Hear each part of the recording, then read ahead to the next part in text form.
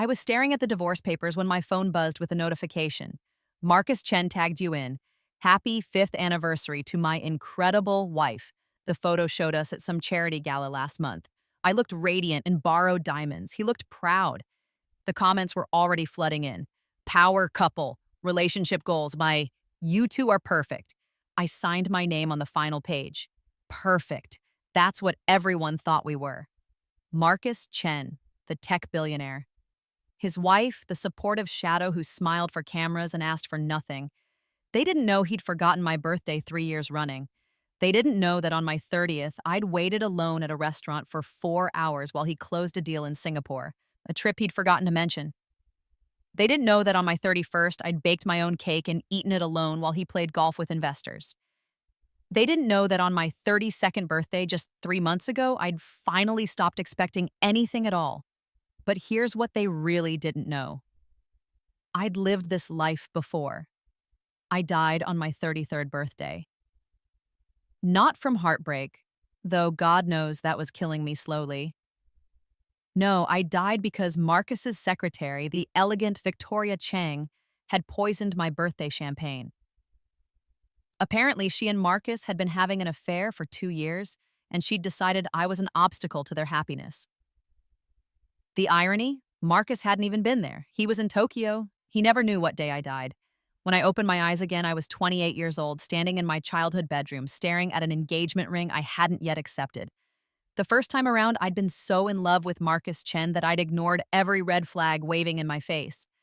My mother had loved him. God, how she'd loved him. He's going to be someone important, Lily, she'd gushed.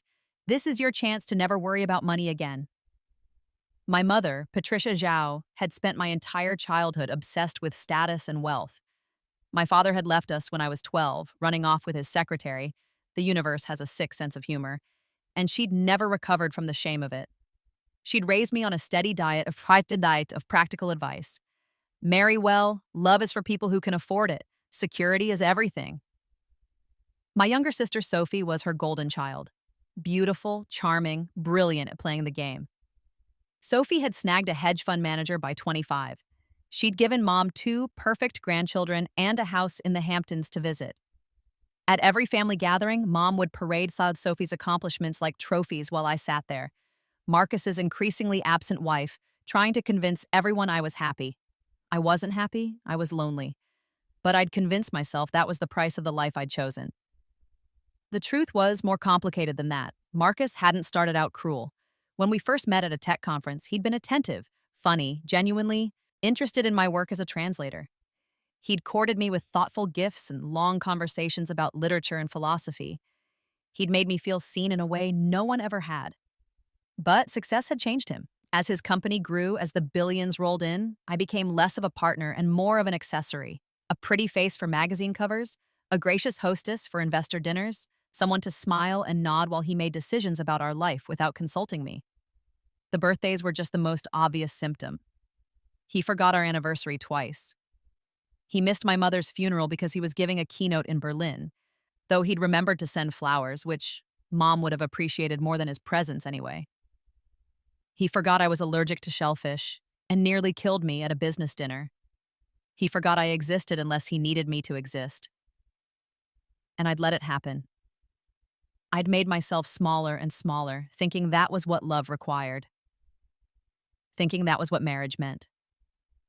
Then Victoria poisoned me, and I got a second chance. Standing in my childhood bedroom at 28, I stared at that engagement ring for a long time. Marcus was downstairs, charming my mother over tea. Sophie was there too, 7 months pregnant with her first child, glowing with the kind of happiness I'd never achieved in my first life. I could hear Marcus's laugh floating up the stairs, that warm, confident laugh that had first made me fall for him. I knew exactly how the next 5 years would unfold if I said yes. The proposal tonight, the wedding next spring, the slow, grinding erasure of myself until I was nothing but Mrs. Marcus Chen, a beautiful ghost haunting a loveless mansion. And then death by poisoning at 33. I put the ring back in its box. When I went downstairs, Marcus stood up, nervous excitement lighting his face. So, what do you think? My mother was practically vibrating with anticipation. Sophie smiled encouragingly, one hand on her pregnant belly. I need to think about it, I said. The disappointment in the room was palpable. Marcus tried to hide it, but I could see the confusion in his eyes. My mother looked horrified. Sophie's smile faltered. This is a big decision, I continued. I need a few days. Of course, Marcus said, though his voice was tight. Take all the time you need. But I could see it already, the first crack in his interest. Marcus Chen didn't like waiting. He didn't like uncertainty. He liked winning, and I just refused to be won. After he left, my mother cornered me in the kitchen. What are you thinking, Lily? Do you know how many women would kill for that opportunity? Victoria Chang would, I thought. Literally. I'm thinking I barely know him, Mom. We've only been dating 8 months. Sophie knew David for 6 months before they got engaged, and look how happy they are. I looked at my sister, who was scrolling through her phone in the living room, probably texting her husband about his latest failure to meet her expectations. In my previous life, they'd divorced when I was 31.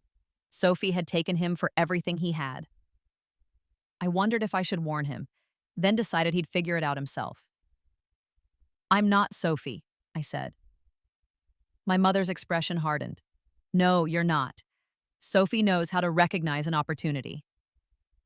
There it was, the constant comparison. The endless reminder that I was the disappointing daughter, the one who didn't quite measure up.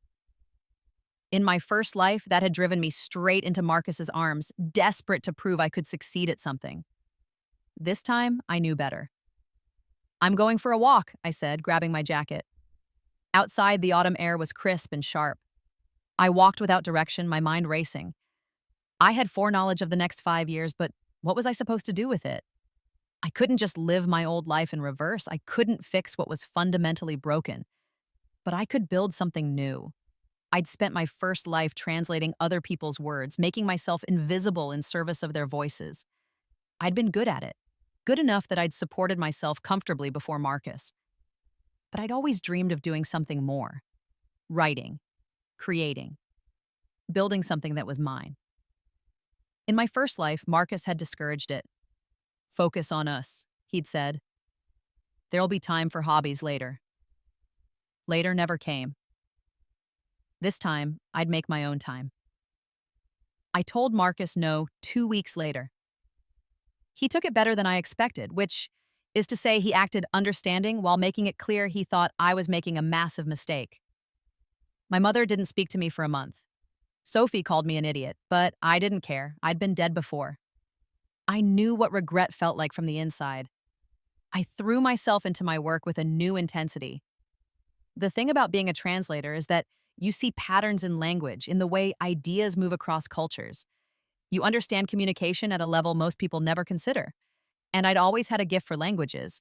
By 33 in my first life, I'd been fluent in 6. This time around, I decided to put that gift to better use. I started a blog about language learning, sharing techniques and insights. It grew slowly at first, but I had the advantage of knowing which methods would resonate, which topics would go viral. Within 6 months, I had 100,000 followers. Within a year, I'd published an online course that made me more money than I'd ever earned translating.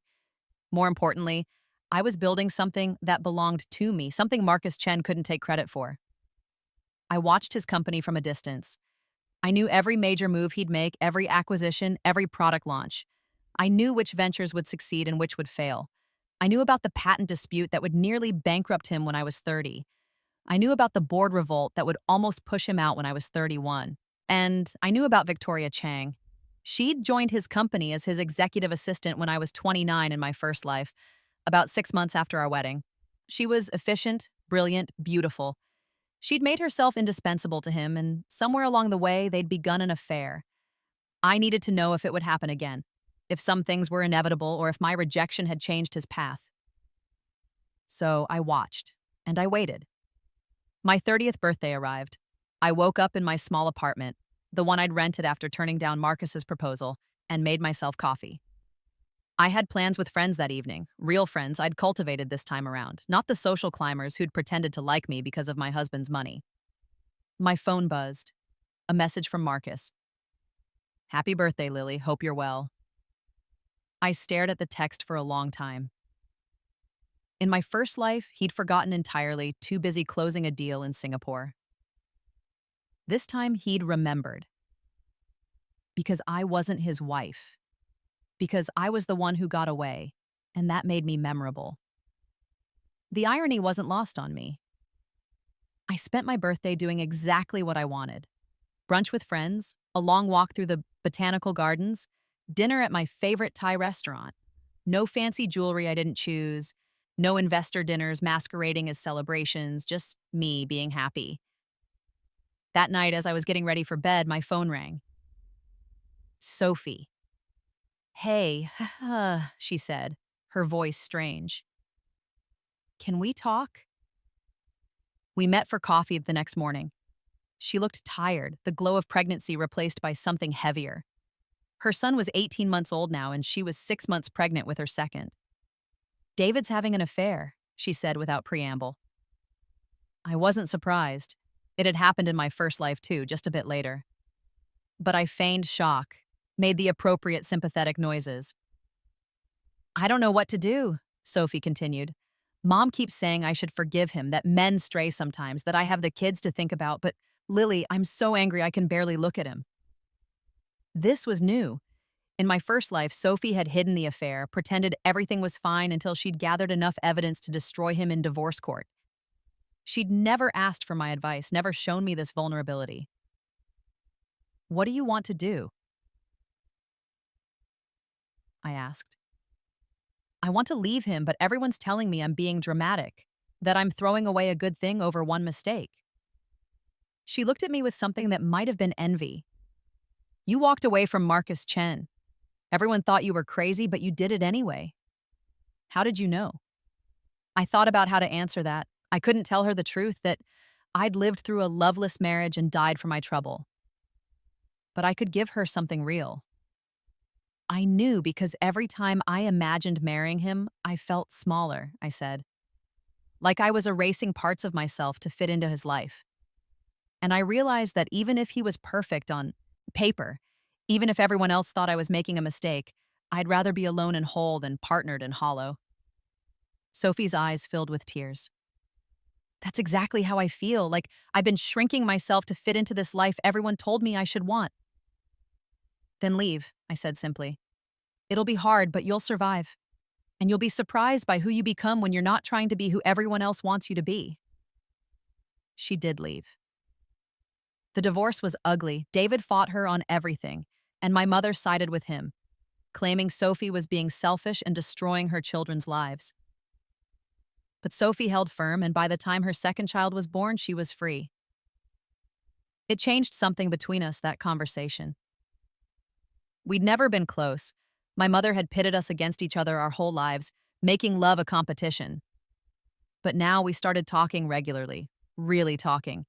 We became actual sisters. My mother never forgave either of us.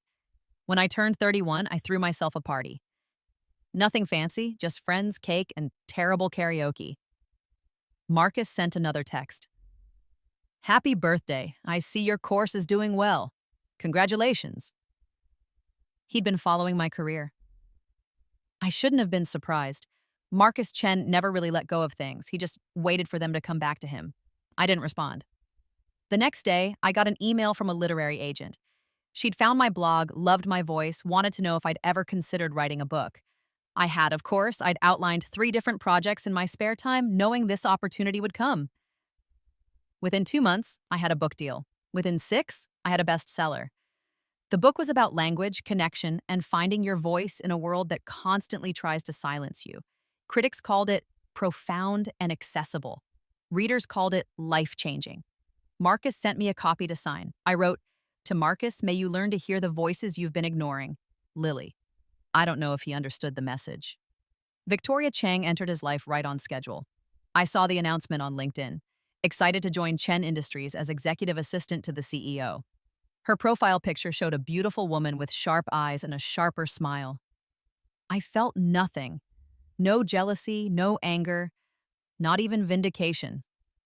Just a distant curiosity about whether history would repeat itself. It did in its way. Within 6 months, the rumors started. Marcus Chen and his assistant seen together at restaurants, taking meetings that ran long into the night. His name started appearing in gossip blogs, always with Victoria by his side. I watched from a distance, building my own empire. My second book did even better than the first. I started a podcast. I gave TED Talks. I built a media company focused on language education and cultural exchange. By the time I turned 32, I was wealthy in my own right, not Marcus Chen wealthy, but comfortable enough that I never had to compromise myself for security. My birthday that year was perfect. I rented a villa in Tuscany and invited my closest friends, Sophie included. We drank wine, ate incredible food, and laughed until our sides hurt. I went to bed that night feeling more content than I'd ever been in either life. The next morning, Sophie showed me her phone.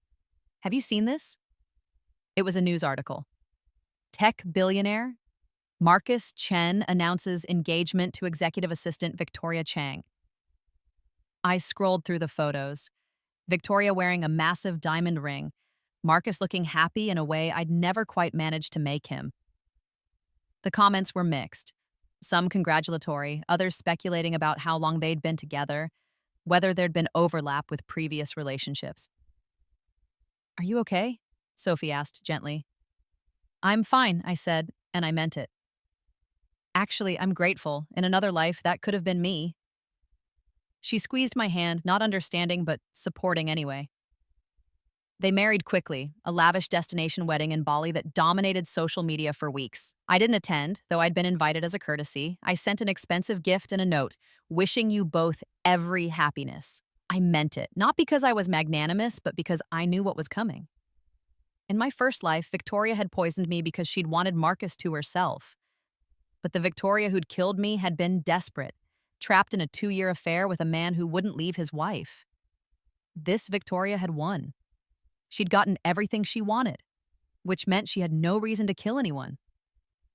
The irony was delicious. But I wasn't content to just watch karma work itself out. I'd died once at Victoria's hand, and even though that timeline no longer existed, I remembered the taste of poisoned champagne. I remembered the look on her face when she'd handed me that glass, knowing what was in it. I remembered dying alone, confused, thinking about all the birthdays Marcus had forgotten. I wanted justice, not revenge. I'd learned the difference. Justice. So I started digging. The thing about being a translator is that you develop an eye for detail, for things that don't quite fit. You learn to spot when something's been changed, when meaning has been subtly shifted. And I'd spent 5 years of my first life translating for tech companies. I knew how their systems worked. I knew where the vulnerabilities were. Victoria Chang had a secret.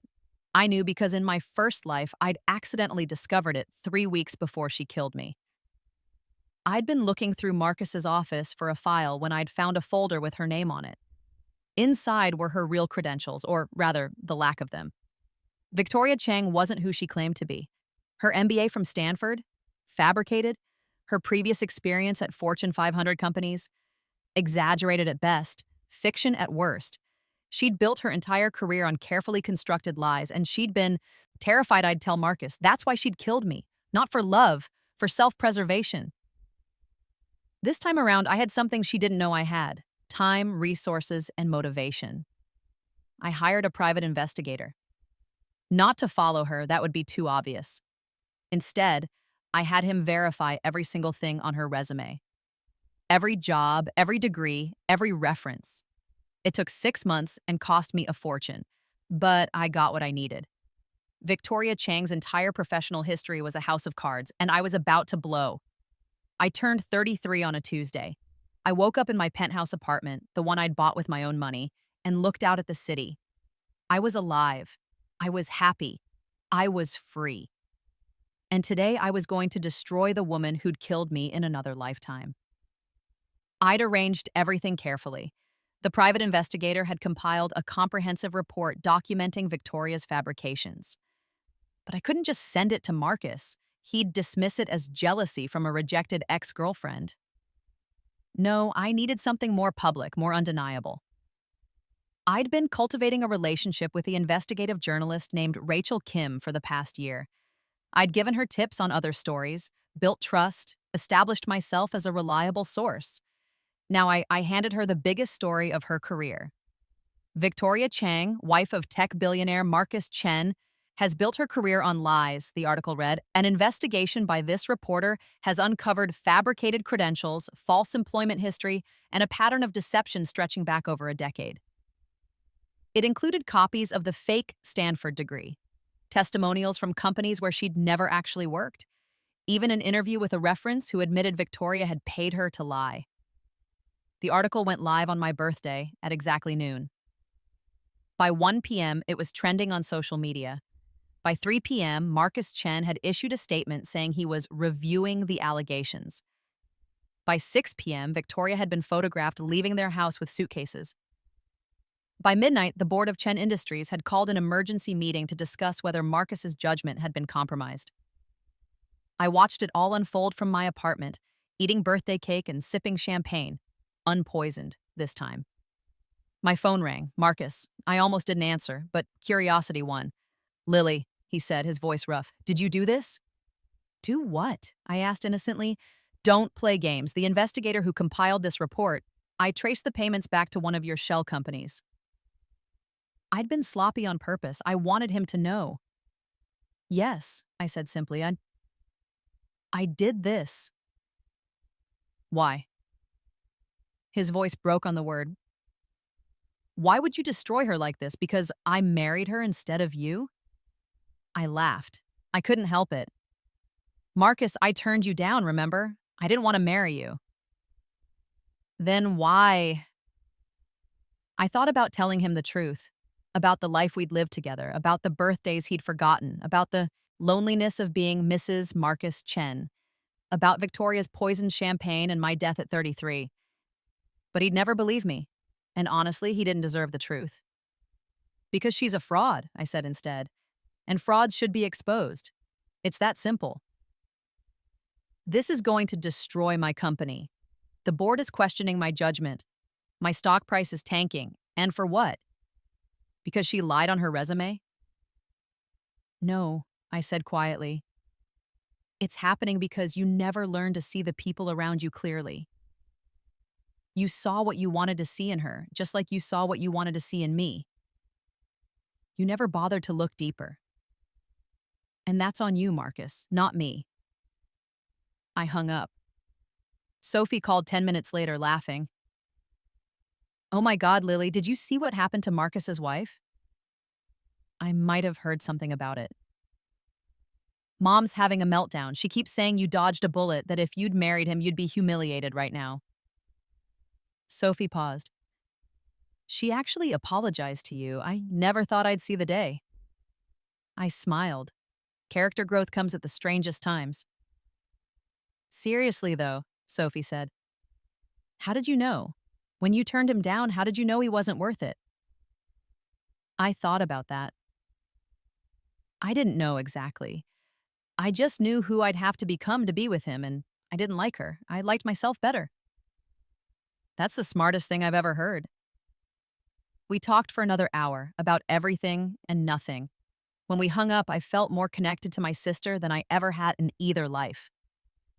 That night, I posted a photo on social media. Me in my apartment with a slice of birthday cake and a glass of champagne.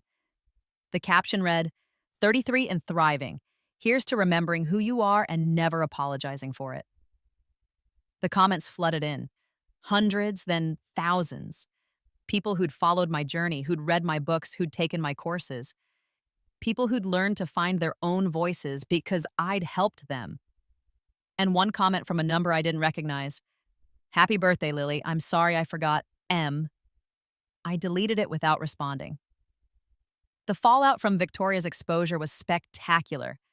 The board forced Marcus to step down as CEO, though he retained his ownership stake. Victoria filed for divorce within a week, claiming she was the real victim, manipulated and misunderstood. The tabloids had a field day. But the most interesting development came 3 months later. I was at a bookstore doing a signing when a woman approached me. She was elegant, well-dressed, maybe 60 years old. Something about her face was familiar. Ms. Zhao, she said. My name is Catherine Chen. I'm Marcus's mother. I stared at her. In my first life, I'd met her exactly 3 times. Once at our engagement, once at our wedding, and once at a Christmas dinner where she'd barely acknowledged my existence. She'd made it clear I wasn't good enough for her son. "Mrs. Chen," I said carefully, "what can I do for you?" "Wanted to thank you," she said, "for what you did." That surprised me. Thank me? For exposing that woman. For saving my son from making an even bigger mistake. She smiled tightly. I never liked her. Too calculating, too perfect. But Marcus wouldn't listen to me. He didn't listen to anyone, I said. No, she agreed. He's like his father that way, brilliant in business, blind in personal matters. She paused. I also wanted to apologize. For what? For how I treated you when you were dating Marcus. I thought you were too ordinary for him. Too simple. I didn't see what you actually were, which was too good for him. She gestured to the stack of my books. You've built something remarkable. You didn't need my son's money or name. You did it yourself. I felt a strange emotion, not quite forgiveness, but something close to it. Thank you. He asks about you sometimes, she said. Marcus. He wonders if things would have been different if you'd said yes. They would have been, I said. I would have been miserable and eventually I would have left anyway. At least this way we both got to skip the painful middle part. Catherine Chen smiled, a real smile this time. You're very wise for 33. I've lived longer than you know, I said without thinking. She gave me a curious look but didn't press. Instead, she bought a copy of each of my books and asked me to sign them. For Marcus, she said, maybe they'll teach him something. I wrote in the first one, to Marcus Chen, who forgot my birthday 3 years straight. After Rebirth, I forgot his name. But I remembered mine. That's what matters. Lily Zhao. Life settled into a new rhythm. My company grew. My sister and I became genuine friends. My mother and I reached a cautious truce built on mutual respect rather than her expectations. I dated occasionally, but I was in no rush. I'd learned that being alone was infinitely better than being lonely in a relationship. I saw Marcus a few times over the next year, always at industry events where our paths crossed. He looked older, more uncertain. The swagger was gone, replaced by something more reflective. He always nodded at me politely. I always nodded back. We never spoke. Victoria disappeared from public life entirely. I heard she'd moved to Europe, started over under a different name. I felt no triumph in her downfall, no satisfaction. She was just a woman who'd made terrible choices and was living with the consequences. On my 34th birthday, I woke up to a package at my door. Inside was a leather journal with a note. For all the words you haven't written yet. Happy birthday, Lily. You deserved so much better than what I gave you. I hope you found it. Marcus. I ran my hand over the journal's smooth cover. It was expensive, thoughtful, exactly the kind of gift he should have given me years ago but never had. I appreciated the gesture, but I didn't need it. I didn't need his acknowledgement or his regret. I put the journal on my shelf and went about my day. That evening, I had dinner with Sophie and her kids. Her son was 4 now, her daughter 2.5. They were loud and chaotic and perfect. Sophie looked happy in a way she never had with David. You know what I realized? She said as we watched the kids play. Mom spent our whole childhood teaching us that marriage was the goal, that landing the right man was success. But she never taught us how to be happy. No, I agreed. She didn't. You taught me that, Sophie continued, when you walked away from Marcus, when you built your life on your own terms. You showed me it was possible. I squeezed her hand. We taught each other. Later that night, back in my apartment, I opened my laptop and started writing. Not a book this time, but something more personal. A memoir about language, identity, and learning to speak your own truth. I wrote about my mother's expectations and my sister's rivalry. I wrote about Marcus Chen and the birthdays he forgot. I wrote about the price of trying to be who others wanted you to be. But I didn't write about rebirth or second chances or foreknowledge. Instead, I wrote about the small moments when we choose ourselves over comfort, truth over acceptance, authenticity over approval. I wrote about how those choices accumulated over time transform us. The book would be called Forgetting His Name: How I Learned to Remember Mine. 2 years later, on my 36th birthday, I was giving a keynote speech at a women's leadership conference. The audience was thousands strong. Women of all ages, all backgrounds, all seeking their own paths to success and fulfillment. I talked about my journey from translator to author to entrepreneur. I talked about the pressure to shrink ourselves, to accept less, to be grateful for whatever crumbs of acknowledgement we receive. I talked about learning to take up space. There was a man who forgot my birthday 3 years in a row, I said, Oma. Not because he was cruel, but because he'd never learned to see me as fully human. I was a supporting character in his story, not the protagonist of my own. And for years I accepted that role because I thought that was what love required. The audience was silent, hanging on every word. But then I realized something. I'd forgotten something far more important than he ever had. I'd forgotten my own name. Not literally, but I'd forgotten who I was beneath all the expectations and obligations and compromises. I'd forgotten the sound of my own voice. I paused, looking out at all those faces. So I left. And I spent years remembering who I was, what I wanted, what I was capable of when I stopped trying to fit into someone else's vision of my life. And you know what? He eventually sent apologies. He eventually acknowledged he'd been wrong, but by then it didn't matter because I didn't need his validation anymore. I had my own. The applause was thunderous. After the speech, hundreds of women lined up to talk to me. They shared their own stories of forgotten birthdays, overlooked achievements, sacrificed dreams. They thanked me for giving them permission to choose themselves. And standing in the back of the room watching quietly was Marcus Chen. He waited until the crowd had cleared, until it was just the two of us in that vast conference hall. That was powerful, he said. The speech. Thank you. Was I really that bad? He asked quietly. Did I really make you forget who you were? I considered the question. The honest answer was complicated. In my first life, yes, he'd been that bad and worse. He'd been neglectful and dismissive and ultimately complicit in my unhappiness. But in this life, the one where I'd said no, he'd never gotten the chance. You were never bad, Marcus, I said finally. You were just limited.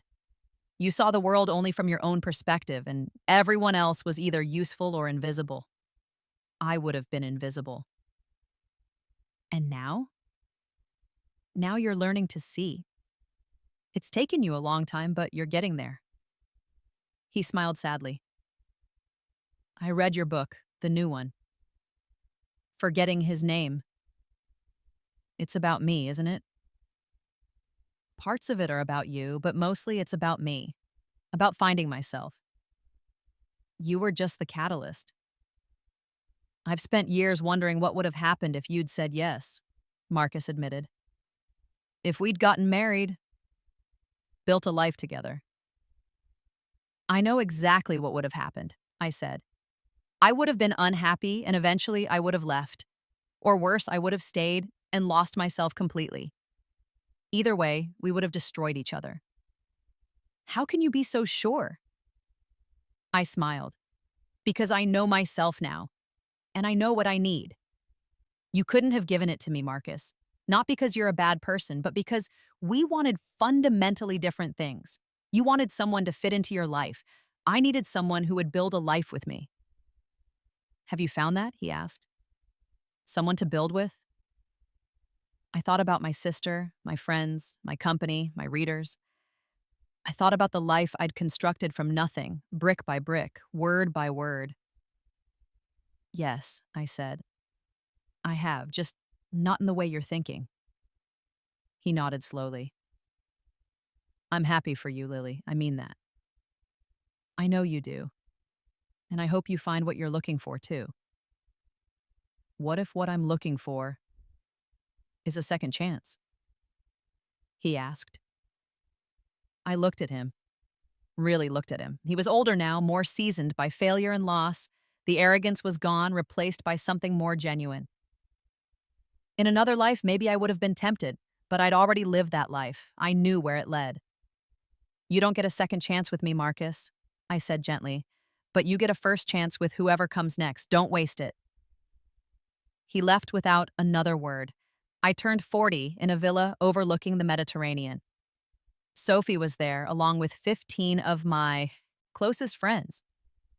We spent a week laughing, drinking wine, and celebrating life. On the morning of my actual birthday, Sophie found me on the terrace watching the sunrise. "Happy birthday, Lily," she said, handing me coffee. "Thank you. I've been thinking about something you said years ago, about knowing you'd rather be alone and whole than partnered and hollow." I remember. "I used to think that was sad," Sophie admitted, "but now I think it's the bravest thing I've ever heard. You chose yourself when the whole world was telling you not to." "You chose yourself too," I reminded her, "when you left David." "Because you showed me how." She paused. "Do you ever regret it? Walking away from Marcus?" I thought about that question. I thought about the life I'd lived the first time, about dying alone and forgotten at 33. I thought about this life, about everything I'd built and everyone I'd become. "Not even for a second," I said. The sun broke over the horizon, painting the sky gold. "There's something I've never told you," I said suddenly, "about why I turned Marcus down." "What's that?" I couldn't tell her the full truth about death and rebirth and living the same years twice. But I could tell her something real. "I had this dream," I said, "where I married him and I was so unhappy I couldn't even remember what happiness felt like. And in the dream, he forgot my birthday 3 years in a row. And I realized that even though it was just a dream, it felt true. Like a warning." Sophie was quiet for a moment. Sometimes our subconscious knows things before we do. "Yeah," I said, sometimes it does." That afternoon, my phone buzzed with a message from an unknown number. It was a photo of a birthday card clearly sitting on someone's desk. The card read, "Happy birthday, Lily Zhao. You changed my life by refusing to be in it. Thank you. M." I smiled and deleted it. Not out of spite, but because I didn't need to carry it with me anymore. Marcus Chen had forgotten my birthday 3 years straight in a life that no longer existed. In this life, after rebirth, I'd forgotten his name, not literally, but in every way that mattered. He was just a man I'd once known, a path I hadn't taken, a life I'd declined to live, and I'd remembered the most important name of all, my own. The years that followed were good ones. My company became an empire. My books became staples in schools and universities. I mentored young women trying to find their voices. I traveled the world, speaking and teaching and learning.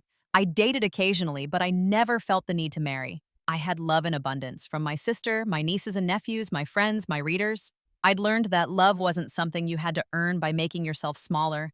It was something that grew naturally when you had the courage to be large. My mother passed away when I was 43. In her final days, she said something that surprised me. "I was wrong about a lot of things, Lily, but I was most wrong about you. I thought you needed a man to be complete, but you were already complete. You just needed the space to realize it."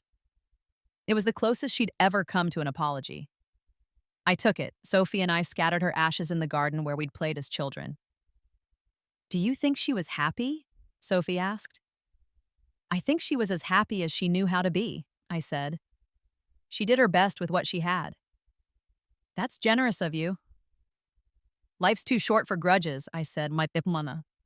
Trust me on that." On my 45th birthday, I received a package. Inside was a leather-bound journal. Not the one Marcus had sent me years ago, but a new one. And a letter. "Dear Lily," it read. "We've never met, but I feel like I know you through your work. My name is Elena Martinez. I'm a researcher studying the linguistic patterns in second language acquisition, and your work has been instrumental to my research. I'm writing because I have a proposal that might interest you." The proposal was ambitious. A collaborative project studying language, identity, and transformation across cultures. It would require travel, research, and years of work. It was exactly the kind of challenge I'd been craving. I called Elena that afternoon. We talked for 3 hours. By the end of the conversation, I'd agreed to join the project. Sophie laughed when I told her. Leave it to you to start a new adventure at 45. Why not? I said. I've got at least another 45 years to fill. God, I hope so. I'm not ready to lose my sister. You won't, I promised. I'm hard to kill. She didn't know how true that was. I saw Marcus Chen one last time at a tech conference when I was 48. He was on a panel about leadership and failure. I was giving a keynote about communication in the digital age. We crossed paths in a hallway between sessions. Lilymut, he said, to say, it's good to see you. You too, Marcus. He looked good, older, yes, but there was a piece to him that hadn't been there before. I heard about your new research project. Sounds fascinating. It is. We've made some incredible discoveries about how language shapes identity formation. You've built an amazing life, he said. Everything you've accomplished, it's remarkable. Thank you. I've been thinking a lot about what you said years ago, about me only seeing my own perspective. He paused. You were right. I've been working on that, trying to be better. How's that going? It's hard, he admitted. But I'm getting there. I'm actually engaged again. To someone who challenges me, who makes me see the world differently. That's wonderful, Marcus. I'm happy for you. Her birthday is next week, he said with a small smile. I've had it marked in my calendar for 2 months. I laughed. Good, that's good.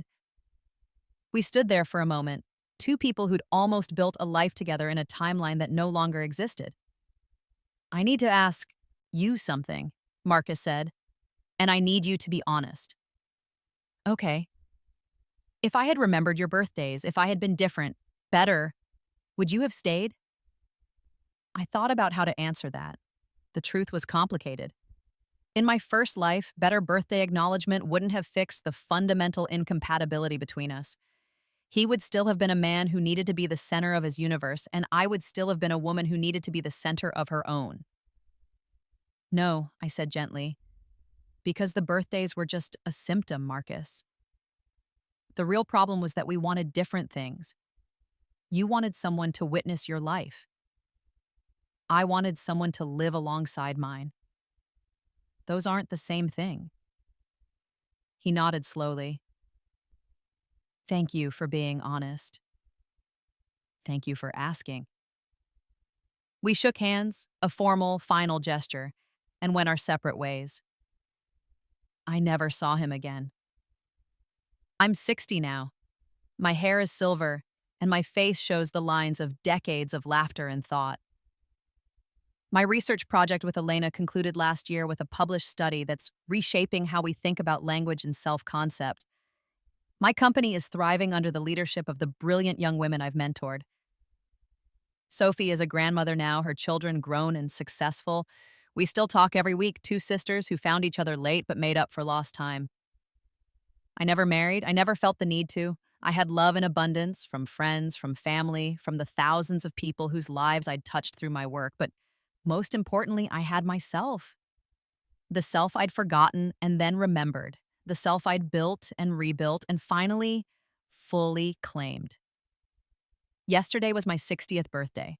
I spent it in a small cafe in Paris, writing in a journal, the latest in a long line of journals, each one filled with thoughts and observations and moments of grace. A young woman approached my table. She was maybe 25, carrying a copy of my first book. Excuse me, she said nervously. Are you Lily Zhao? I am. I just wanted to thank you. Your book changed my life. I was about to accept a marriage proposal from someone who made me feel small, and your chapter about remembering your name made me realize I'd been forgetting mine. What did you do? I asked. I said no. Everyone thinks I'm crazy. But I'm going back to school. I'm studying linguistics, actually, because of you. I smiled and invited her to sit. We talked for over an hour about language, life, and the courage it takes to choose yourself. As she left, she turned back. There's one thing I don't understand about your story, though. What's that? How did you know? When you turned down your boyfriend, how did you know you were making the right choice? I thought about Marcus Chen, about birthdays forgotten and a life I'd lived twice. I thought about dying at 33 and waking up at 28 with a second chance. I thought about all the years, since the books, the company, the love, the life. I knew, I said, because when I imagined saying yes, I felt myself disappearing. And when I imagined saying no, I felt myself coming alive. That's how you always know. She nodded, understanding, lighting her eyes. Thank you. After she left, I sat in that cafe for a long time, watching the sunset over Paris. I thought about the woman I'd been in my first life, small, forgotten, dying alone. I thought about the woman I'd become, large, remembered, fully alive. Marcus Chen forgot my birthday 3 years straight. After Rebirth, I forgot his name. But more importantly, I remembered my own. And that, I decided, was the best revenge of all. Not revenge against him. He was just a man who'd made the mistakes most people make when they're too focused on their own reflection to see the people around them. No, the real revenge was against the version of myself who'd accepted less, who'd made herself small, who'd forgotten her own name in service of someone else's story. The revenge was becoming the woman I'd always been capable of being. The revenge was living. The sun dipped below the horizon, painting the sky in shades of gold and rose. I finished my coffee, closed my journal, and walked out into the Parisian evening, my footsteps confident, my heart full, my name, my own beautiful, hard-won name, resonating in every beat. Lily Zhao, author, entrepreneur, linguist, survivor of 2 lifetimes, and finally, completely, triumphantly, myself.